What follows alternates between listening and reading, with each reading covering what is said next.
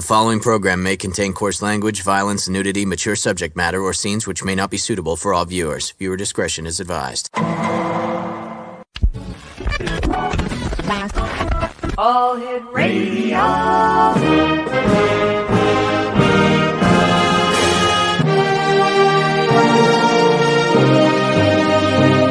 Welcome to the X Zone, a place where fact is fiction and fiction is reality.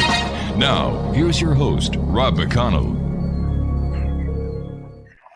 Welcome back, everyone. This is the X Zone. I'm Rob McConnell, coming to you from our broadcast center and studios in St. Catharines, Ontario, Canada.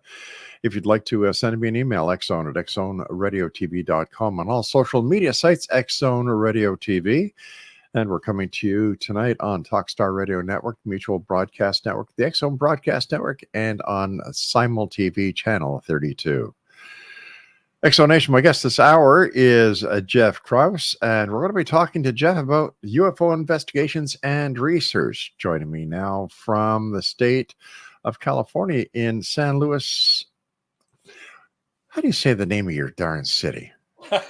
San Luis Obispo. Couldn't just be San Luis, huh? Oh, no, they had to throw that in. Yep. And hey, God help you if you make the mistake of calling it San Luis Obispo, because they will string you up and hang you from the yardarm if you even come close to that. They're very particular about the pronunciation there. It's San Luis Obispo. San Luis Obispo. Yeah, beautiful place. Hey, thanks. Hey, thanks, buddy. How are you doing there, Jeff? I'm very well. Thank you, Rob. How you doing? Good. What's new with MUFON? Well, we just finished up the symposium. And how was it? I didn't make it, but from what I hear from the people that were there, it was one of the best symposiums ever. My good friend Earl Grey Anderson, who's now the state director of California, went, and he said it was the most fantastic event he's ever been to. So that's pretty good hype. I'm going to definitely try and make it to the next one in Dallas next year. But just traveling that far this year for me was out of the question. Where was it held this year, Jeff? It was in, I think, Ohio and Kentucky. And most of it was in Kentucky, but they did a tour of Wright-Patterson. Oh, yeah. And a couple of events there. So it had a great attendance, and people were pretty stoked at the turnout there. Jeff, are there still as many UFO sightings as there were the last time we spoke?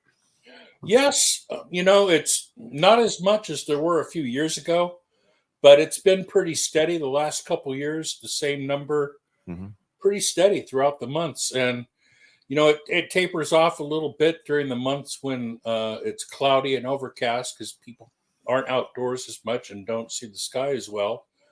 But when the weather's like this, people are outdoors in the evening, and they tend to see more things than they would during the other months. As long as there's no smoke in the air. Yeah, that, and where I live, we have the marine layer, so it makes it pretty rough for me to ever see anything right here. Yeah. But you folks in Canada, I feel real bad for you there with the fires and all. And yeah, it was pretty bad. And, like you and I were talking before we went here, that, the fine people of Maui, my second home, they got it pretty bad, and my heart and prayers go out to everyone who had anything negative happen to them because of the wildfires. Absolutely. That's just a horrible tragedy there. And I would hate to have been there. Yeah. And just the absolute horror they must have gone through with nowhere to run and the flames moving as fast as it was. That's the most horrible thing I think I've seen in a long time. It is, my friend, it is. What was your opinion, or what is your opinion, Jeff, on the congressional hearings where David Grush sat down and gave testimony with the other two witnesses, whistleblowers? It's a start. A lot of people take some of the things out of context. The government did not say anything. The government was there listening. Mm-hmm. There were whistleblowers talking about experiences that they had, pilots, and in Grush's case, he was an intelligence officer who was told some very interesting things. And I guess he had access to enough information to convince him of some things and that there was a cover-up going on. Now, we're not privy to a lot of that information.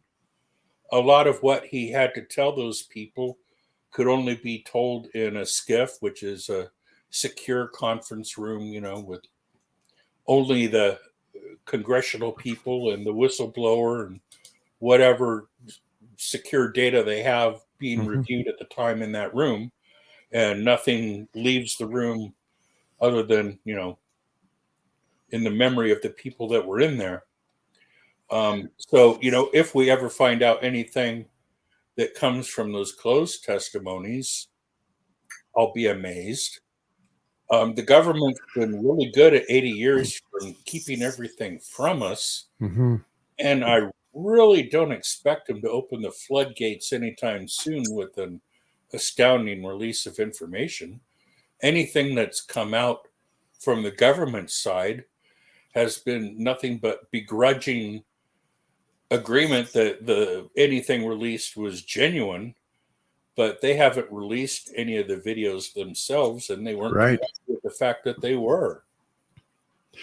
Jeff, why would Grush be so eager to appear before Congress, but when it came down to the majority of questions, he referred it to, well, I can't answer it now, but I would answer it in the in the SCIF.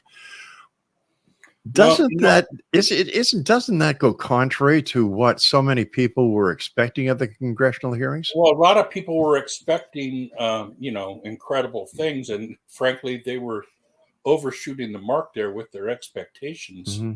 The mere fact that we were having the hearing itself was astounding enough. Right. But, the way that security clearances and non-disclosure agreements work, there's only so much he can say without getting himself in serious jeopardy or legal repercussions.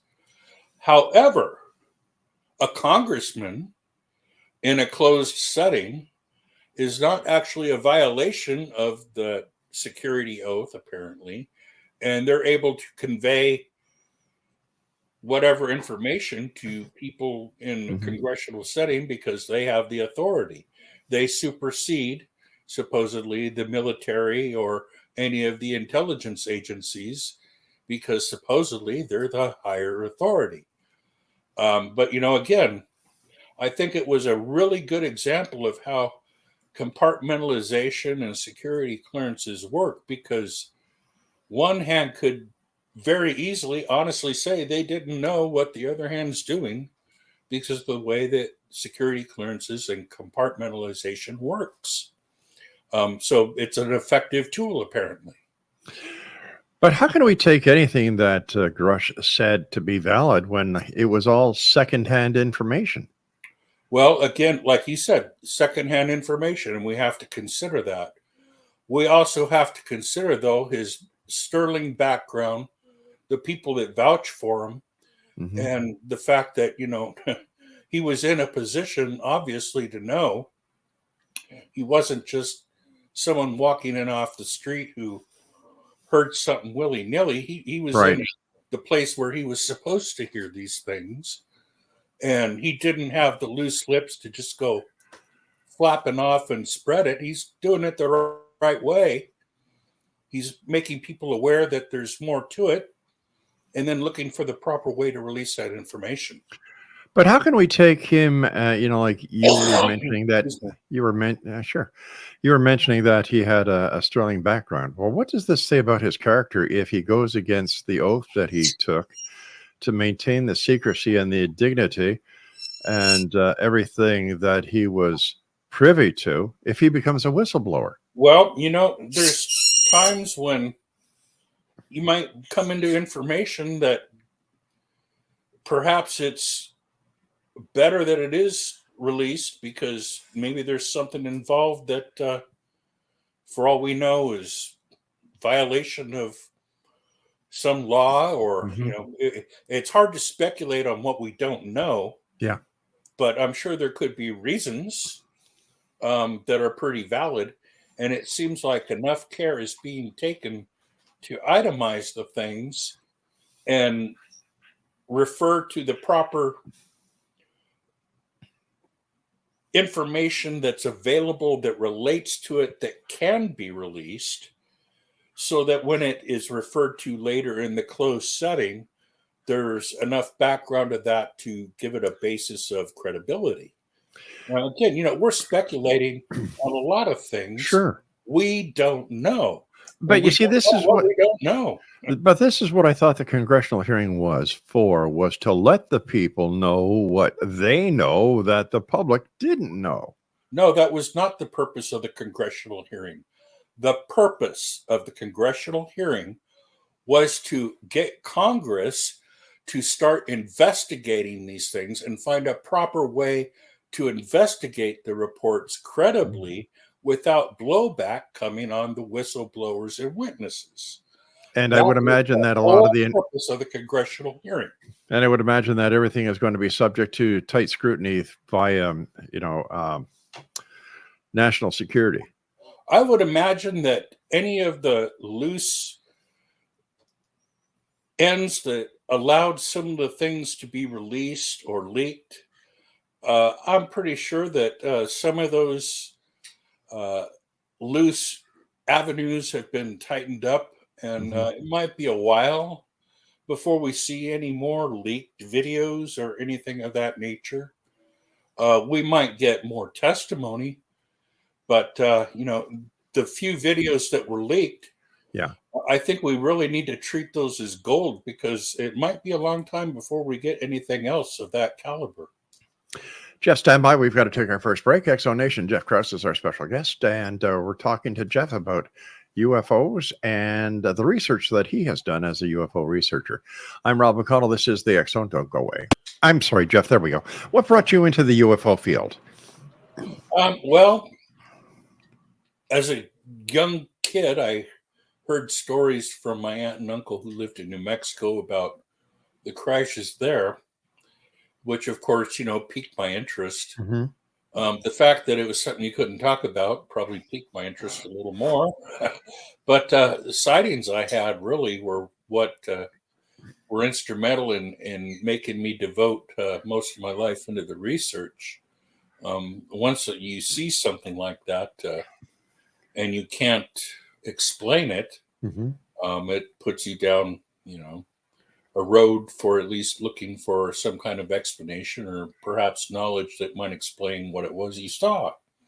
And how old were you when you had your first experience, or your first sighting, I should say? The first actual sighting of a craft that I remember knowing it was a craft, I was probably 19. I think there was something that happened when I was like 4 on the way to the New York World's Fair in Monument Valley. But that was very strange. And, I really can't remember a lot of details of a craft in that. But the craft that I really remember the best was from a sighting in Azusa back in 1979, when I saw a ship that was roughly about a mile in length, hovering overhead and moving very slowly. There was a lot of other people that saw it. And when it took off, it kind of stretched into a line of light, and then the line sucked into a point, and then that little point of light shot off into space. And I said to my friend I was with at the time, this is really big. Look at all these people see this. This is going to be all over the news, the radio, everything. It's not going to be hidden anymore.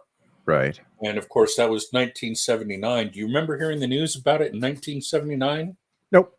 Yeah, me either.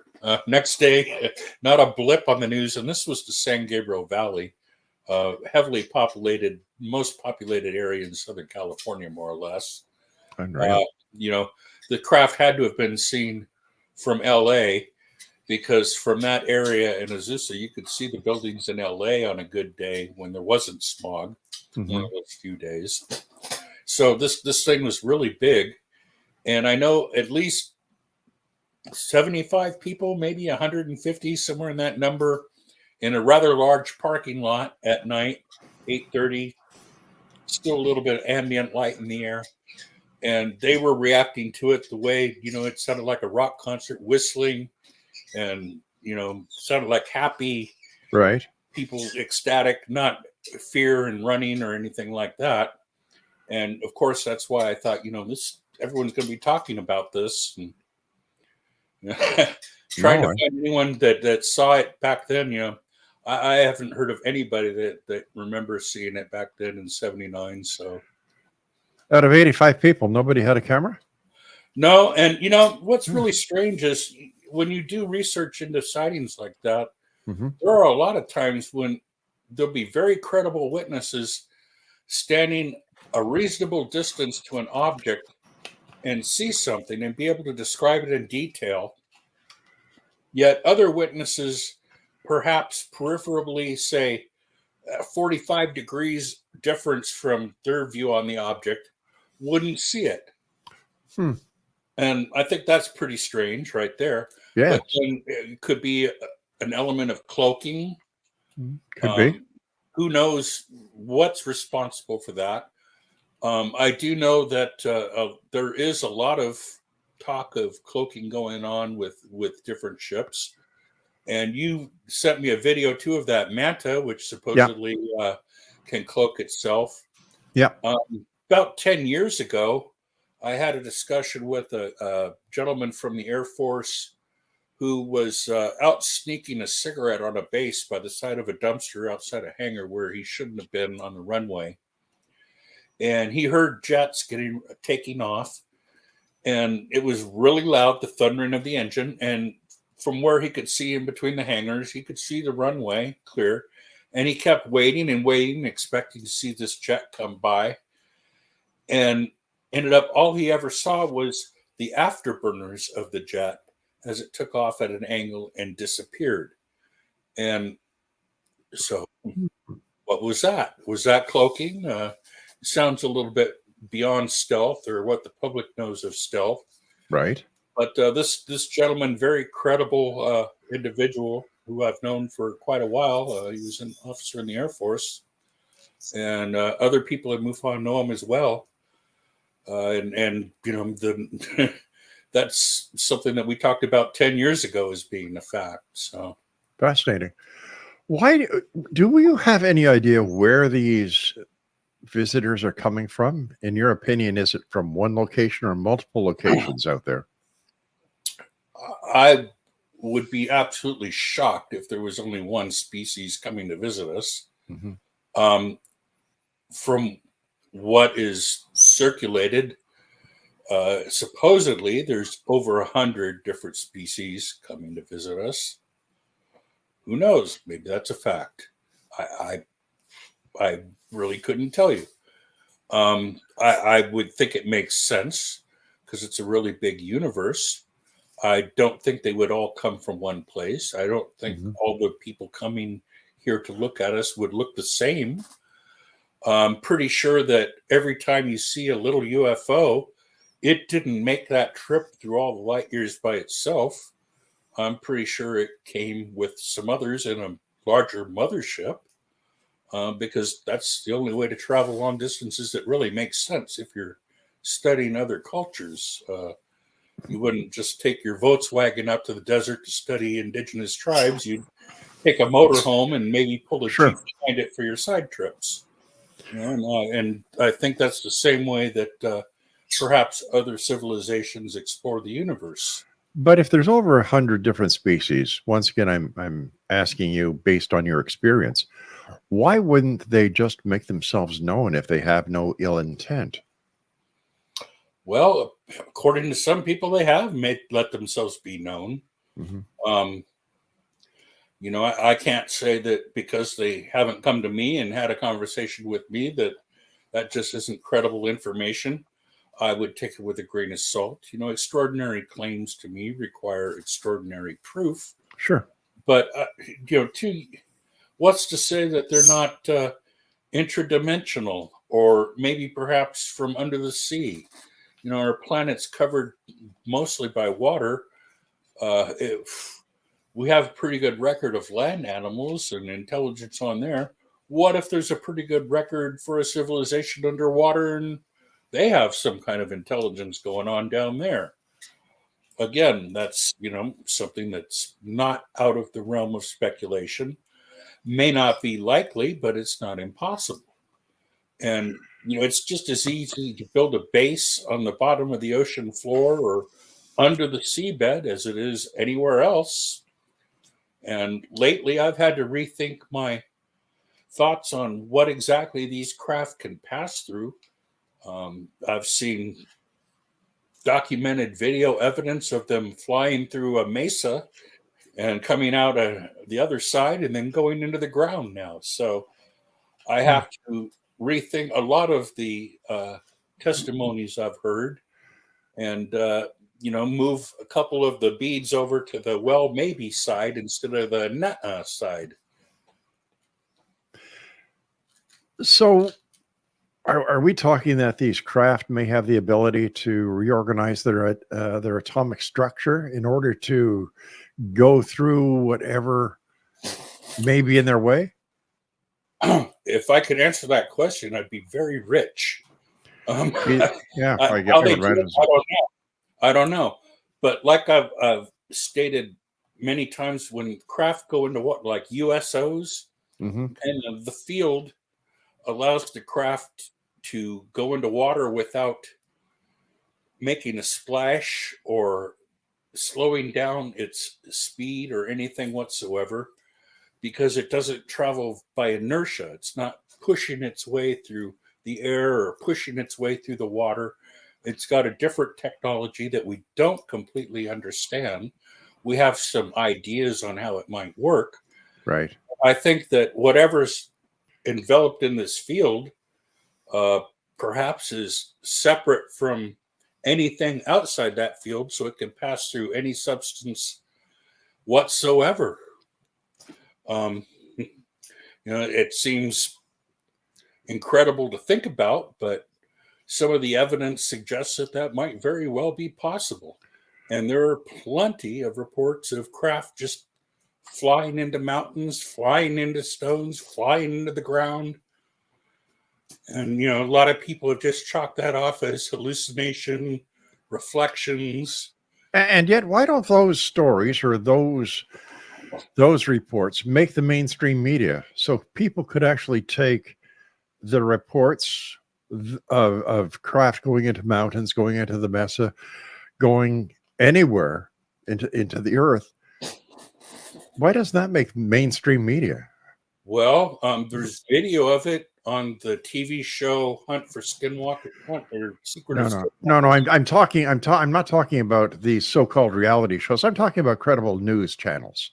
Oh, well, getting them to take anything seriously is pretty hard. Even the videos that we now take for granted from the gun camera videos and things like that, for the longest time when they'd play them, there'd be the X-Files music in the background and the nod and the wink and jokes about little green men, because that's still the pervasive attitude in the media. It's very hard for them to swallow any of it unless there's solid concrete proof. And but don't you think that that's what the public actually deserves, is solid concrete proof instead absolutely. That's why we do what we do. The public deserves absolute concrete proof. But how come there hasn't been? How come there hasn't been concrete proof presented to the public in all these years? Well, I would imagine that the cover-up has had a lot to do with it. The fact that most of the good information has still been tightly locked up under security clearances, and the information that wasn't was moved to corporations who don't want to release any of that information because they hold it as proprietary knowledge. Or is it possible that this information has no valid source to begin with, and that it's all people who want to believe in something so much that they're making this all up in order to get their 5, 10, 15 minutes of fame, as well as to say, we believe they're out there? There's too many reports. It's too much water under the bridge for that to be the case now. Maybe if there'd only been a few reports and this is only a few years of this going on, that might be the situation. But that does not explain at least 80 years worth of reports from military and law enforcement personnel and a lot of the data that's been collected. And, you say that it hasn't been released. Mhm. Yet when we continually write Freedom of Information Act requests to the correct agencies, after enough requests, the information does come out, even though before they said it doesn't exist. Repeated attempts at getting the information shows that it did exist. And But could it be possible that the reason they said it didn't exist at that time was because it had been not declassified as a matter of national security? Absolutely, that's why it was classified. Yeah. And is it possible that people who badger the different agencies for under their Freedom of Information Act are doing more harm than good? I don't see how asking for information can possibly do any harm whatsoever. However, when people write these requests, there's an art to it. You have to be really specific in the wording, and you have to know what it is you're looking for, because That it's makes very sense. easy to skirt around the request with information if you don't have it nailed down exactly what it is you're looking for with the correct terminology. I've often wondered if it's, the UFO community says it's the government that's the conspiracy to suppress the information is with the government. And I've often wondered, is it the UFO community that is actually promoting these, or not promoting, but keeping the UFO phenomena alive? Because if the UFO phenomena isn't alive, there would be a lot of disappointed people out there. There would be a lot of tourism that would be lost. There would be a lot of books that wouldn't sell. There'd be a lot of TV shows that wouldn't produce. Is it all a matter of money on the UFO side, that the truth isn't out there because it's not out there? Or is it in fact I wish it because, was a matter of money. If it was, I'd sure send me some, please. well, okay, I let's don't look. see it Let's being a look at, matter of money at all. I see it being a matter of, it's not like we go out soliciting for reports to come in. These right. reports come in from people who have had experiences that are looking for answers. But could it be a matter of misidentification at the hands of those? 95% of all reports are simple misidentification. Right. It's that 5% that keeps us going, the good ones. If you knew how much detritus comes in as a report, you would be amazed. We have an ungodly amount of information that we have to sift through monthly. And, we have a lot of very well-trained investigators. And yes, a lot of it is misinformation, not understanding what it is people see. But there is substance to the issue. There is real sightings. There are real abductions. And yes, the percentage ratio of real to, Bogus? well, I don't want to use the word bogus, but real to not real, let's say, is definitely skewed towards there being way more of them that are not real. And when you think about it, that makes sense. One of my colleagues in Europe even said, you Americans tend to see UFOs in your pancakes. Yeah. Well, that's not exactly true, but then again, it is true. Stand by. We've got to take our break at the bottom of the hour, please.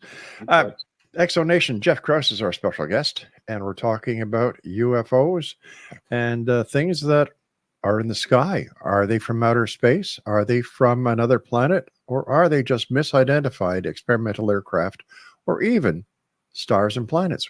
We'll continue this conversation on the other side of this break. Don't go away. And welcome back, everyone. Are you a skeptic or are you a believer? Send me an email, xzone@xzoneradiotv.com. With all the interest now going back to our space agency, NASA, as well as other space agencies around the world, in the moon, are there more UFOs that are monitoring the terrestrial reach back to the moon than before, or are UFO reports, when it comes to the coming and going of craft to the moon and back, are non-important to them? That's a very good question. And I would be highly interested to see if we do get any more reports during these lunar excursions of anything being seen. There have been some interesting sightings by astronauts before. Story Musgraves had an interesting sighting while he was on the International Space Station. Dr. Edgar Mitchell, I believe, had some experiences where he thought he was contacted by otherworldly intelligences while he was out in space. So, it's possible that when we do make these excursions, we could come into some kind of contact with some kind of other entity. I would not be surprised one bit if at some point that did occur, but I wouldn't expect it to happen. I wouldn't say that's the purpose of us going there and that it will happen. The likelihood remains. There's, of course, the stories that we were warned off the moon by aliens, and that's why we haven't been back. But I tend to take those stories with a grain of salt. I'm not one who supports talk of there being structures on the moon or things like that. I would have to see a lot more solid proof than I have previously before I subscribe to any of those ideas. Especially since if it was me building anything on the moon, I would do it underground just to protect myself from radiation and, try and keep in as much air without escaping as possible. As well as keep whatever they're doing, away from the wandering eyes of telescopes from Earth, as well as spacecraft. Yeah, I'd be more worried about radiation than the wandering eyes, to tell you the truth. But yeah, that's one of the concerns I'm sure any visitors there that might be observing us would have. But then, it's not like we could just hop up there and check it out. Even with the technology we have today, viewing all aspects of the moon and what's going on there is not a reality. We might be able to see a part of the moon at some given point, but there's still vast areas of it that there could be any number of things going on in, and we would be clueless. So, Paul, I'm sorry, Jeff, in your opinion, what is the next step for the investigation into the UFO phenomena? Where do you investigators go? And how will you be presenting new findings, new facts, and new evidence to the public? Well, we continue to take reports in from the public as the reports come in. We don't have any new breakthrough technologies as far as experiencer reports or things like that. We work with them, but as far as technology goes that way, there's not any big breakthroughs on that. However, as far as UFO reporting goes, we are now using or working with these MADAR units through NICAP and NUFORC. These MADAR units are capable of anything that comes into the atmosphere. They can pick up any anomalies through, I think they pick up magnetic fields, speed, something else. There's a few different elements in them that they are able to track objects that enter at certain speeds or whatever that are anomalous. And then they send out a warning to different investigators. And if a warning matches reports that come in from a witness or someone else, we're able to correlate that data that came in there with their sighting. So it's another tool for getting actual scientific data. There's also the UFO DAP units that people are starting to use now, which are very good at tracking anomalous objects when they come into the atmosphere and tracking them through video as they move across the sky, which is, very helpful if you want to try and analyze speed, entry, trajectory, things like that. Any type of scientific data that can be collected can probably help to further the investigation. But once again, if these people really don't know what they're looking at, how credible is the data and information that is being supplied to a report? Fortunately, we have actual credible scientists out now doing investigations and trying to collect the data. The public is, always going to be dispersed and diverse with, the amount of people who are good observers and 2 a.m. drunks leaving the bar. Obviously, the public is a wide variety of different types of people, whereas actual scientific people out with the correct instruments in certain locations trying to track and get data, it provides a completely different set of information for us to evaluate. How come we haven't received any reports or any findings by astronomers or the amateur astronomers who always check the skies? How come we don't get any sightings or reports from them? I mean, besides what's the name of the scientist at Harvard? What the heck is his name? Anyway, how come we don't get those reports? Well, looking through a little tube at a star long away, you're you're focused at something, trying to get, okay, if you're looking through, let's shrink it down a little bit. If you're looking through, say, binoculars across the valley at some trees, and all of a sudden a June bug flies across, well, you might get lucky, and that June bug might fly in your field of vision, right? But most likely it's not gonna. True. And it's the same thing goes with astronomy.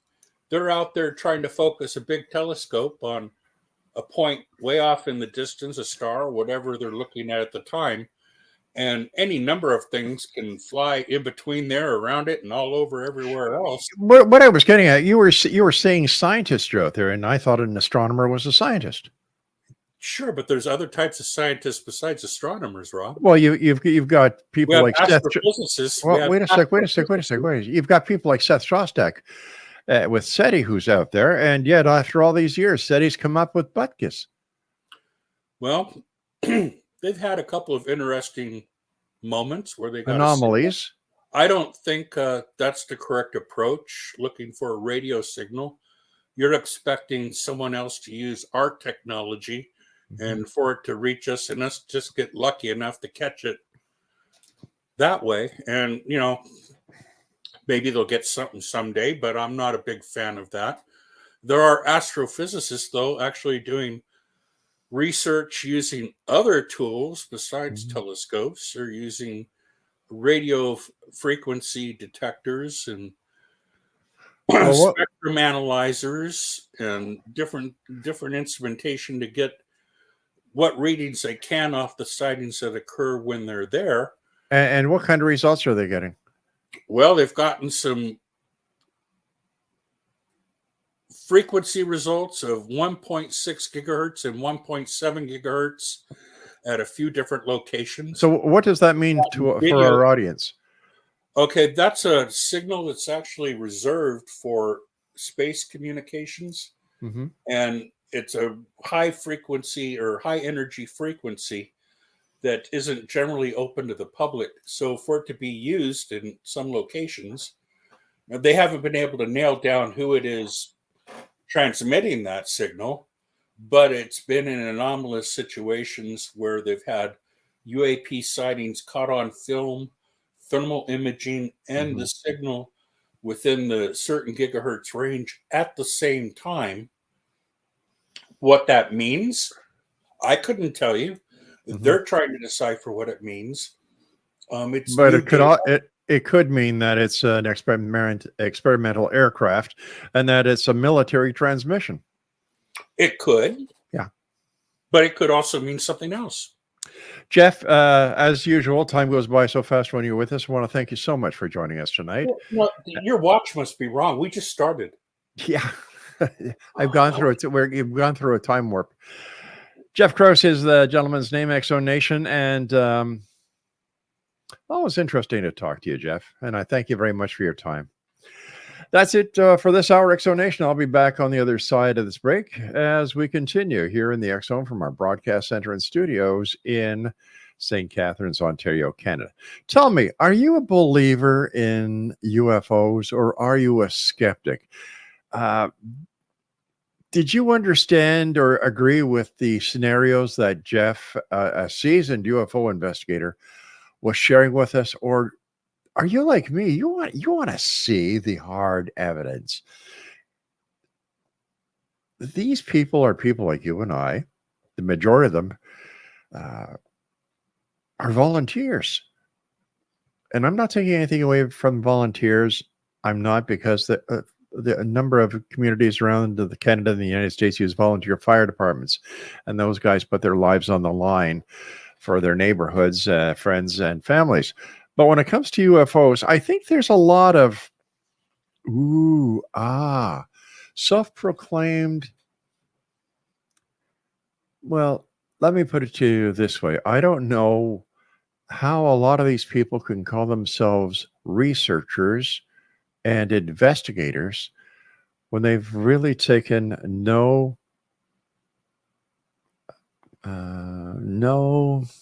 professional training when it comes to being an investigator or researcher.